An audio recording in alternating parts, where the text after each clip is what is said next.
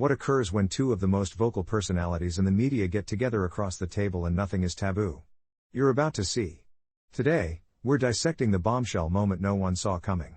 The interview that completely derailed and the battle that left security actually having to escort someone off the stage. Hang tight because this is the sort of TV moment that's still being discussed. Be sure to hit that subscribe button and post a comment because you won't believe where this conversation goes. Let's dive in. The crowd is alive and well as Trevor Noah sits at his desk, fumbling with his cards and looking toward the curtain from where his next guest will step out. There's electricity in the studio. That sense of expectation that everyone knows something big is going to go down. Trevor says something to the audience about how serious this conversation is going to be. Something about how this specific guest always has some great topics. He's smiling, assured, like an old talk show host would be. He's interviewed his fair share of hot-button guests in the past. He knows how to swim in troubled waters. The music strikes and the guest exits. The audience applauds. Some cheering, some jeering, the usual mixed reaction you would have expected. He regards Trevor with a firm handshake, perhaps a bit too firm, and takes his seat. There is something about his posture straight away that indicates he is not here to play it safe. He's reclined in the chair, arms crossed a little, the attitude of someone already set to be combative before even one question has been posed. Trevor doesn't delay. He starts out with something comparatively innocuous, a question about activity and comments made publicly, but his guest is already tense. The initial genuine exchange occurs when Trevor mentions a particular quote, something the guest had used in a speech regarding the media and society. The guest leans forward now, become animated suddenly.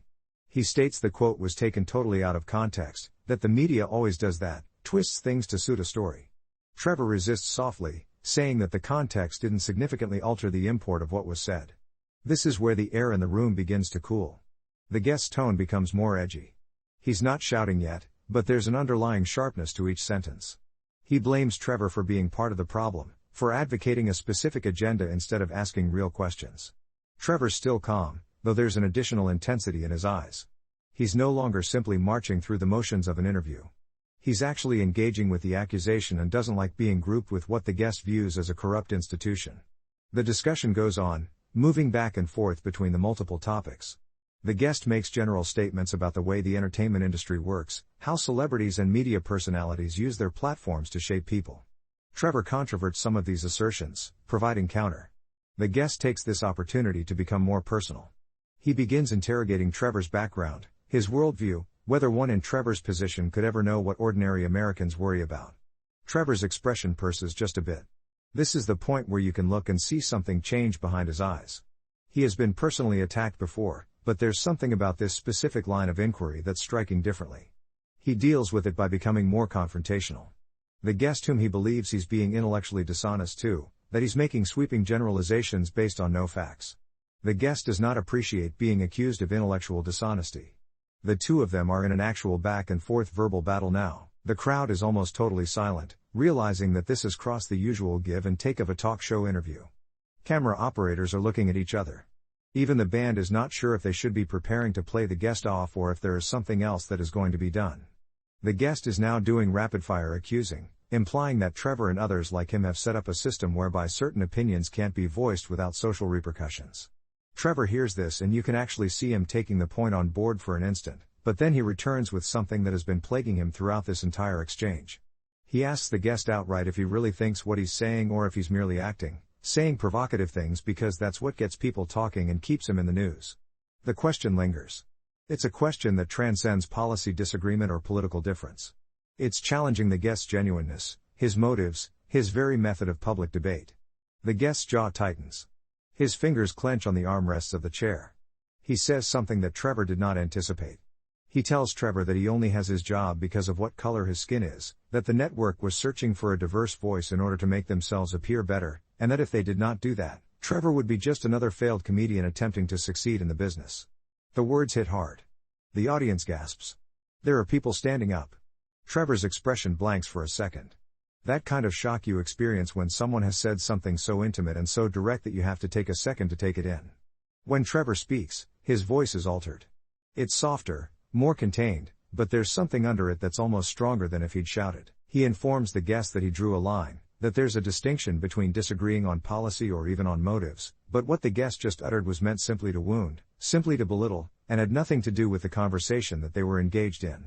Trevor mentions that he approached this interview open to good faith, open to hearing opinions he may not share, but that good faith apparently exists only in one direction.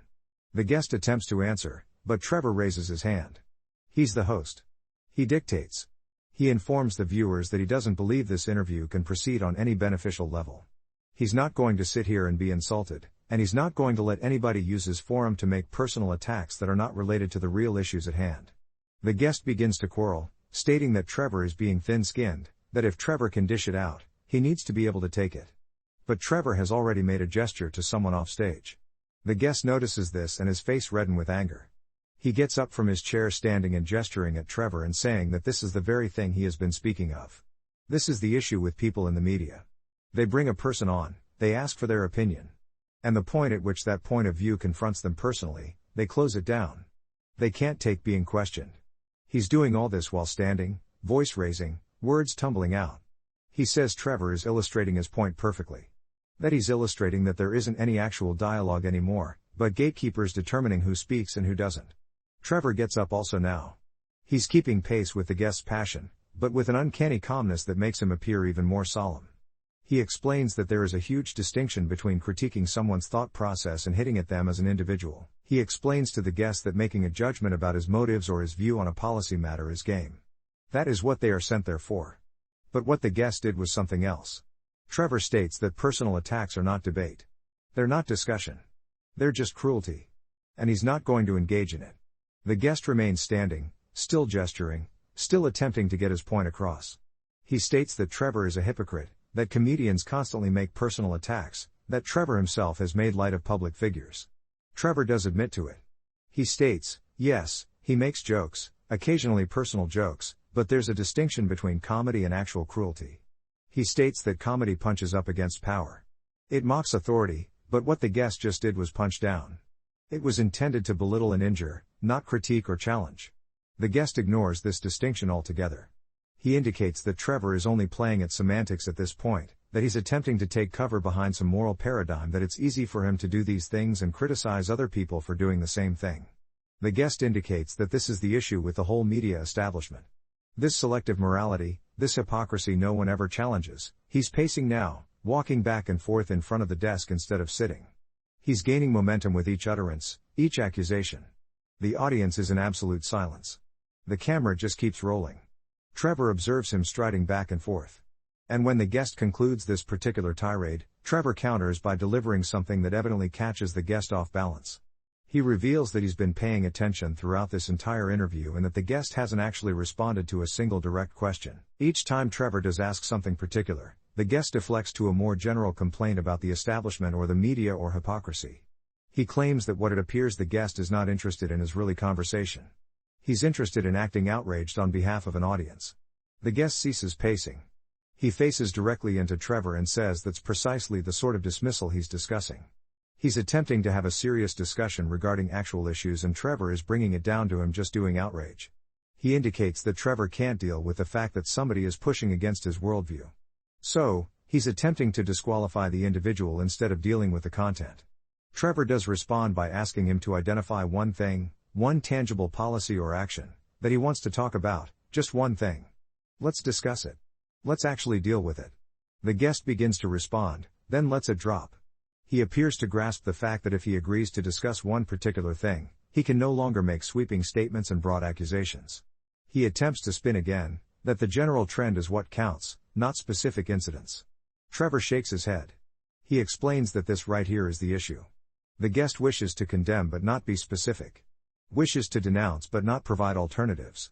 Wishes to assail without defending. He isn't interested in conversation. He came here seeking a platform to use to air complaints, not to discuss anything. The guest's face is flushed now. He's angry in a manner that exceeds the usual passionate argument. This is personal to him in another sense. He leans forward and says to Trevor that he's being very disrespectful and that Trevor would not speak to him this way if they were not on camera. Trevor looks him straight in the eye and tells him that he would definitely speak with him in such a manner, on or off camera, because disrespect was created the moment the guest had made that personal comment regarding his line of work and his background. He tells him that he attempted to overlook it and continue talking, but the guest obviously is not interested in doing so. The visitor then speaks something that is highly inflammatory. He remarks that the reason Trevor is so upset is because what he said is the truth. That in his own mind, Trevor is aware he wouldn't have been able to make it without affirmative action or diversity programs, and that he's upset because someone finally had the guts to say it aloud. He's basically doubling back on the attack, betting that Trevor's reply was defensive and not based on principle. The audience does in fact boos. Several individuals stand up in the audience. This has escalated from intellectual disagreement to something truly uncomfortable and personal. Trevor's reaction is quick and definitive. He points towards the exit and informs the guest that he's finished. He tells the guest that the interview is concluded, that he must leave, and that he won't be engaging in this anymore. The guest attempts to protest, indicating that Trevor is a coward, that he's avoiding the discussion. But Trevor is no longer participating. He's turned away from the guest somewhat, toward the audience, and he gives that signal again, and this time it is more intentional. You can see movement from the side of the stage. 2 members of security appear from backstage. They're not aggressive about it.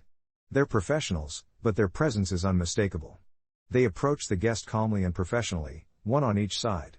The guest looks at them and then back at Trevor, and something shifts in his demeanor. He appears to suddenly appreciate that this is indeed happening, that he's indeed being taken off the show.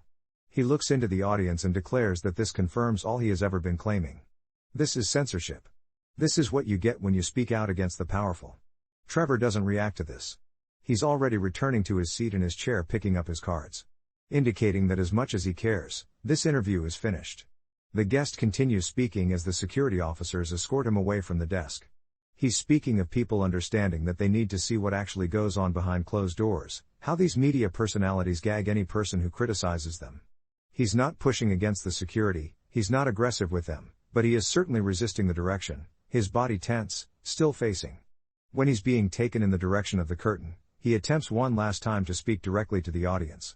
He tells them that Trevor was unable to handle the truth, so he's being taken away. He says that people should question everything they see on this show, question the narratives they're being fed, question the gatekeepers who decide what's acceptable to say. Some members of the audience are listening. Some are still booing. Some seem uncertain about what they just witnessed. The camera is still rolling, capturing everything.